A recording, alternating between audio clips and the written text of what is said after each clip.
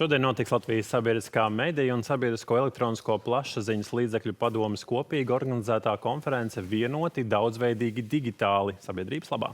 Tajā Latvijas un ārvalstu mediju nozares eksperti diskutēs par sabiedriskā medija lomu Latvijā, izvērtēs šodienas izaicinājumus un iezīmēs nākotnes attīstības virzienus. Konferences noslēgumā tiks pasniegta Latvijas sabiedriskā medija ombuda profesionālās ētikas balva, izceļot izcilu un augstiem profesionālās ētikas standartiem atbilstošu žurnālistikas sniegumu.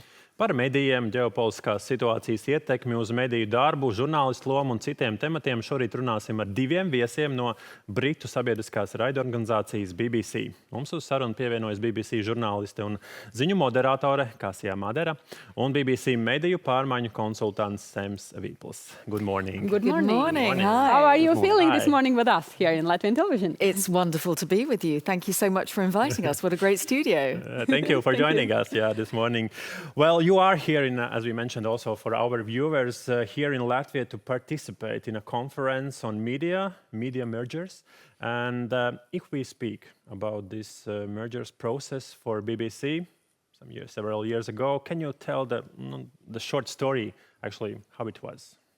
Maybe, Sam, you can start. Sure. So, I mean, the BBC has been going through transformation for year after year after year. And I think the two big challenges we have are broadcast audiences are gradually declining. And with the advent of the mobile phone, there's a whole bunch of the audience that we're not reaching, and therefore we need to rethink how we do our media. And people are, I'm sorry to say, less interested in news. So we have to try harder to engage them. And so we go through a process of trying to improve our journalism and do it in a different way that we can reach audiences we're not currently reaching. That's the big picture.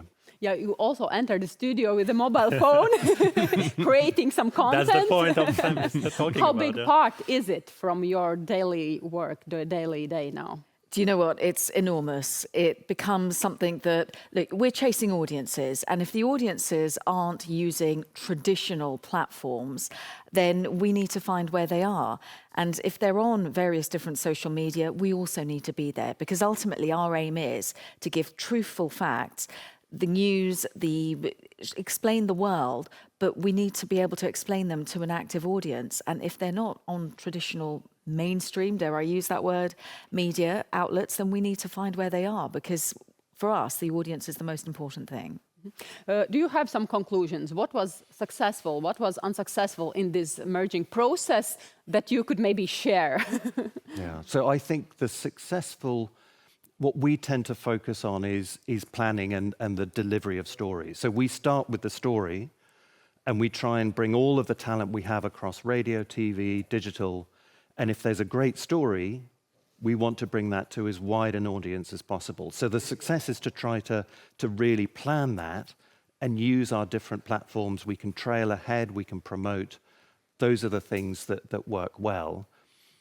I think what doesn't work, I mean, the problem we have at the BBC is it's a very, very big organization, and just trying to get people to work together and not compete with each other internally, that's the real challenge. Yeah, maybe you know that we also have quite a big history of this merging process. And from this year, from the 1st of January, Latvian television, Latvian radio, also digital platform LSM are together public broadcasting of Latvia. But could this merging process reduce the diversity of content? Or there are more opportunities?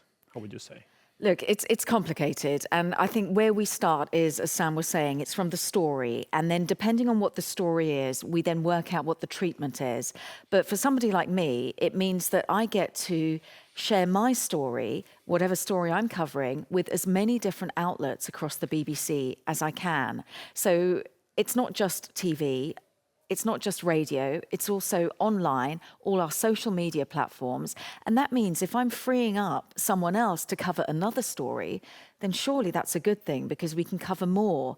And I think that's the issue, that we multi-skill. And now, unfortunately, with these things in our hands, we've got influencers who are doing everything.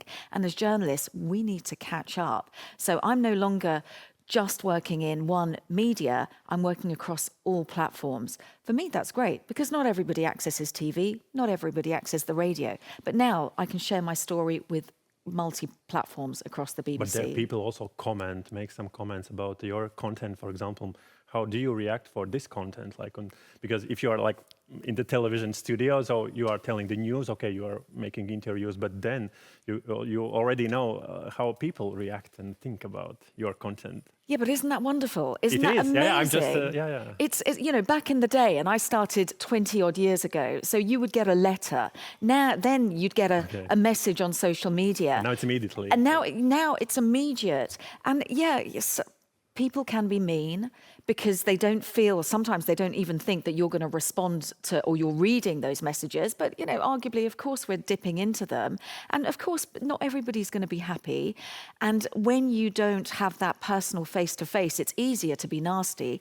But the point is, at least you get an immediate response. So you know whether you're getting it right or wrong. But look, when it comes to social media, it's very skewed. So we have to also protect ourselves.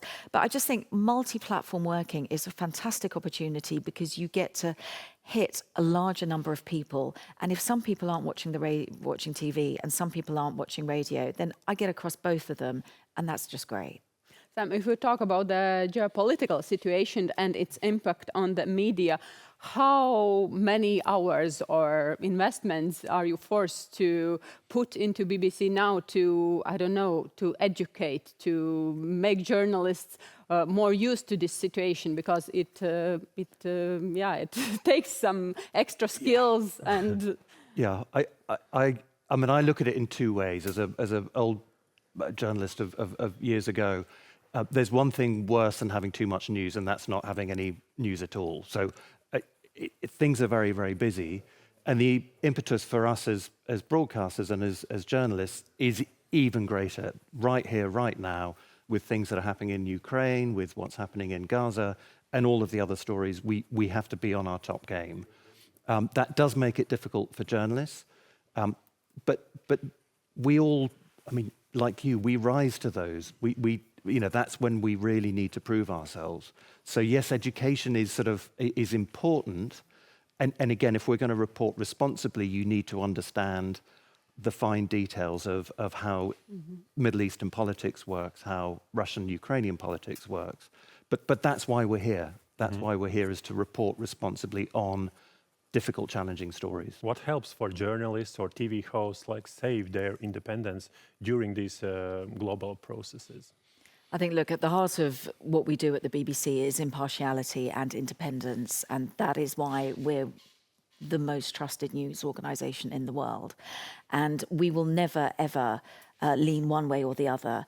And that's quite straightforward to do because you're just covering the facts. And if you're just saying the facts, then you're not going to offer an opinion. And so my opinion doesn't matter. What I am portraying is what the facts are of the day. And just to add to Sam's point, we never assume knowledge with our audience, but we also know that some people know an awful lot. Some people are coming to a subject relatively new and fresh. So we make sure with all the stories that we do, that we bring in a background, we explain how we got to this position, because let's face it, with our geopolitical situation at the moment, it's complicated. And in order to be able to help our audience to understand it, we do go back to basics as well. And at the heart of that is impartiality. Stick to the facts, you can't get it wrong. A lot of process, of course, in the world is complicated. Also, this merging process that you will speak today, what do you expect from today's conference?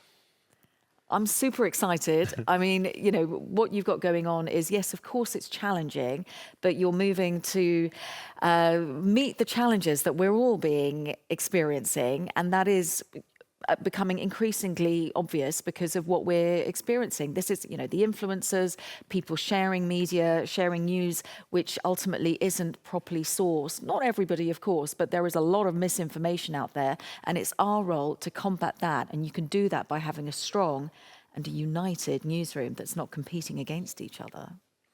Thank you for joining this Thank morning, you. and have a good conference today. And let's make a picture after the interview. Yeah. Excellent. Thank you very much. Thank you. Thank you very much. Kasia Madera, BBC žurnāliste un arī ziņu moderatore šorīt, un Sams Savipls, BBC mediju pārmaiņu konsultants šajā rītā pie mums Rīta Panorāmā.